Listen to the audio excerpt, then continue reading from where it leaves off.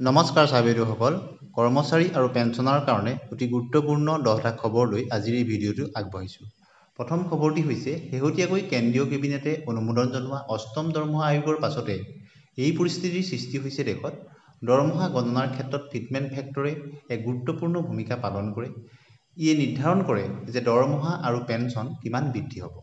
বৰ্তমান দৰমহা আয়োগৰ ফিটমেণ্ট ফেক্টৰ 2.5 ৰখা হৈছে সপ্তম দৰমহা আয়োগত। ইয়াৰ জৰিয়তে ন্যূনতম মজুৰি 7,000 টকাৰ পৰা 18,000 টকালৈ বৃদ্ধি কৰা হৈছিল। এতিয়া অষ্টম দৰমহা আয়োগত 2.86 ফিটমেণ্ট ফেক্টৰ দাবী কৰা হৈছে বিভিন্ন কৰ্মচাৰী সংগঠনৰ ফালৰ পৰা। এই অনুসৰি নিম্নতম মজুৰি 18,000 টকাৰ পৰা বৃদ্ধি হৈ বহু পৰিমাণে বৃদ্ধি হোৱাৰ আশংকা কৰা হৈছে। NCGCMৰ সচিব শিৱগোপাল মিশ্ৰ ডাঙৰীয়াই কৈছে যে 2.86 যদি ফিটমেণ্ট ফেক্টৰ হয় তেতিয়া মুদ্ৰাস্ফীতিৰ লগত মোকাবিলা কৰিবলৈ সহজ হ'ব। আৰু 2.86 ফিটমেণ্ট ফেক্টৰ অনুসৰি 18,000 টকাৰ পৰা 51,480 টকালৈ বৃদ্ধি হ'ব পাৰে দৰমহা। একেদৰে ন্যূনতম পেঞ্চন 9,000 টকাৰ পৰা 25,740 টকালৈ বৃদ্ধি হ'ব পাৰে। পদোন্নতি আৰু দৰমহা বৃদ্ধি হ'লে পেঞ্চনো বৃদ্ধি হ'ব। অষ্টম দৰমহা আয়োগৰ অধীনত কেন্দ্ৰীয় কৰ্মচাৰীৰ দৰমহাৰ 186% বৃদ্ধি পাব পাৰে বুলি বিভিন্ন ৰিপৰ্টত প্ৰকাশ পাইছে। আৰু সপ্তম দৰমহা আয়োগত 7,000 টকাৰ পৰা 18,000 টকালৈ বৃদ্ধি কৰা হৈছিল কৰ্মচাৰীৰ ন্যূনতম দৰমহা। এতিয়া আহিছোঁ অন্য এটা খবৰলৈ।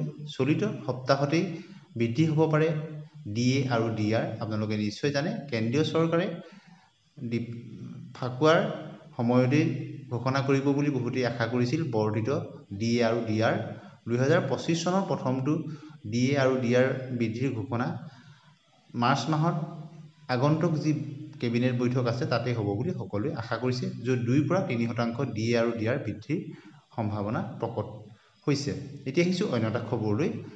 অসম বাজেট 2025ত আশা কৰ্মী, PM পোষণৰ ৰান্ধনি, অংগনবাড়ী কৰ্মী, সহায়িকাসকললৈ ভাল খবৰ।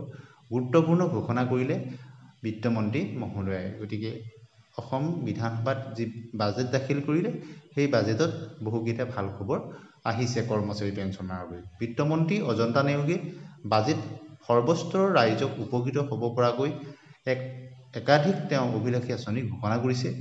আশা কৰ্মী, PM পোষণৰ ৰান্ধনি, অংগনবাড়ী কৰ্মী আৰু সহায়িকাৰ দৰমহা বৃদ্ধিৰ মঞ্জুৰি জনাইছে।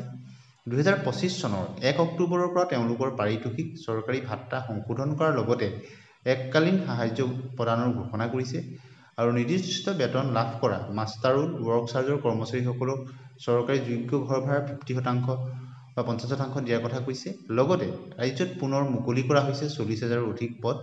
তৃতীয় চতুৰ্থ বৰ্গ লোকসেৱা আয়োগ, প্ৰাথমিক শিক্ষা, মাধ্যমিক শিক্ষাত এই পদসমূহ খালী হৈছে। অসম অভিযন্তা সেৱা ইয়াৰ অন্তৰ্ভুক্ত আছে। আৰু 1 এপ্ৰিলৰ পৰা লাখপতি বাইদেউৰ একাউণ্টত সোমাব 10,000 কোটি টকা। গতিকে বিহালীৰ এই আঁচনি আৰম্ভ কৰিব মুখ্যমন্ত্ৰী মহিলা উদ্যমিতাৰ অভিযানৰ। আৰু ইয়াৰ লগতে শীঘ্ৰেই অৰুণোদয় 3.0ৰ আৰম্ভণি হ'ব। আৰু 2025-26 বিত্তীয় বৰ্ষত অৰুণোদয় হিতাধিকাৰী 37.2 লাখ বুলি কোৱা হৈছে। লগতে এই বৰ্ষটো কিতাপৰ বৰ্ষ হিচাপে ঘোষণা কৰা হৈছে।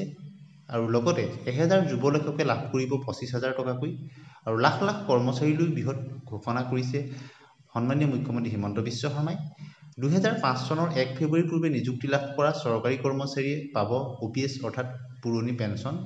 চৰকাৰী কৰ্মচাৰীয়ে লাভ কৰিব নগদবিহীন চিকিৎসাৰ সুবিধা। কেছলেছ সুবিধাৰ দাবী জনাই আহিছিল আৰু অৱশেষত ঘোষণা কৰিছে। লাখ লাখ আশা কৰ্মী, অংগনবাড়ী কৰ্মী, ৰন্ধন কৰ্মী, সহায়িকাৰ বৃদ্ধি পাব দৰমহা। আৰু 1 অক্টোবৰৰ পৰা বৃদ্ধি পাব এওঁলোকৰ দৰমহা। আৰু কেৱল পাৰিতোষিক বৃদ্ধিয়েই নহয়, এককালীন সাহায্যও লাভ কৰিব এওঁলোকে। গতিকে তেওঁলোকৰ কাৰণে ভাল খবৰ। আৰু 1 এপ্ৰিলৰ পৰা 32 লাখ আত্মসহায়ক গোটৰ মহিলাই লাভ কৰিব উদ্যমিতা আঁচনিৰ ধন। গতিকে 1 এপ্ৰিলৰ পৰা বহুখিনি পৰিৱৰ্তন হ'ব। জলমিত্ৰৰ পাৰিতোষিক 1000 টকাকৈ বৃদ্ধি কৰা হৈছে। লগতে মাধ্যমিক পৰ্যায়ৰ বিদ্যালয়বিলাকত কাম কৰি থকা বাণীকান্ত কাকতি কম্পিউটাৰ লিটাৰেচি প্ৰগ্ৰেমৰ শিক্ষকসকলৰ দৰমহা 20,000 টকালৈ বৃদ্ধি কৰা হৈছে। আৰু চাকৰি কাৰ্যকাল 60 বছৰলৈ বৃদ্ধি কৰা হৈছে। লগতে বাজেটত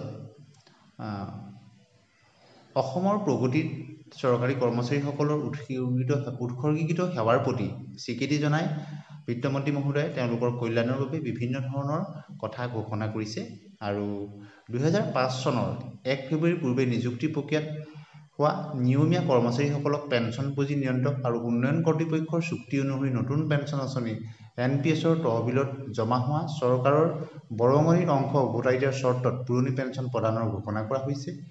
আয়ুষ্মান অসম মুখ্যমন্ত্ৰী লোকসেৱা আৰোগ্য যোজনা AAMSLSAYৰ অধীনত কেন্দ্ৰীয় চৰকাৰৰ স্বাস্থ্য আঁচনিৰ CGHৰ হাৰত ৰাজ্য চৰকাৰে চিকিৎসা মহাবিদ্যালয় হাস্পতাল অসম কেঞ্চাৰ কেয়াৰ ফাউণ্ডেশ্যন কেন্দ্ৰ বি বৰুৱা কৰ্কট প্ৰতিষ্ঠান আদিত নগদবিহীন চিকিৎসাৰ সুবিধা প্ৰৱৰ্তন কৰিব। তদুপৰি ৰাজহুৱা খণ্ডৰ প্ৰতিষ্ঠানৰ নিয়মীয়া কৰ্মচাৰী নিৰ্দিষ্ট বেতন লাভ কৰা মাষ্টাৰ ৰোল আৰু ৱৰ্কচাৰ্ছ কৰ্মচাৰী 60 বছৰ বয়সলৈকে অধিসূচিত ঠিকাভিত্তিক কৰ্মচাৰীসকলকো সংশ্লিষ্ট সমিতিয়ে নিৰ্ধাৰণ কৰা চৰ্ত অনুসৰি সামৰি লোৱা হ'ব বুলি ঘোষণা কৰিছে বাজেটতে। আৰু চৰকাৰে আশা কৰ্মী PM পোষণৰ ৰান্ধনী অংগনবাড়ী সহায়িকাৰ তেওঁলোকৰ পাৰিতোষিক বৃদ্ধিৰ লগতে তেওঁলোকক এককালীন সাহায্য প্ৰদানৰ ঘোষণা কৰিছে। আৰু প্ৰধানমন্ত্ৰী সূৰ্য ঘৰ মুফ্ত বিজুলী যোজনাৰ প্ৰতি উৎসাহিত কৰা বাবে ৰাজ্য চৰকাৰৰ কৰ্মচাৰী প্ৰতি কিলোৱাটত 2000 টকাকৈ সৰ্বোচ্চ 3 কিলোৱাটত 6000 টকা পৰ্যন্ত ৰাজসাহায্য প্ৰদান কৰা হ'ব। এই সুবিধা ঘৰৰ চালত সৌৰশক্তি চালিত বিদ্যুৎ আহৰণ ব্যৱস্থা সংস্থাপন কৰা 50,000 কৰ্মচাৰীক ফাৰ্ষ্ট কাম ফাৰ্ষ্ট চান্স হিচাপত তেওঁলোকক দিয়া হ'ব। যিসকল প্ৰথমে আহিব তেওঁলোকে প্ৰথমেই সুযোগ পাব।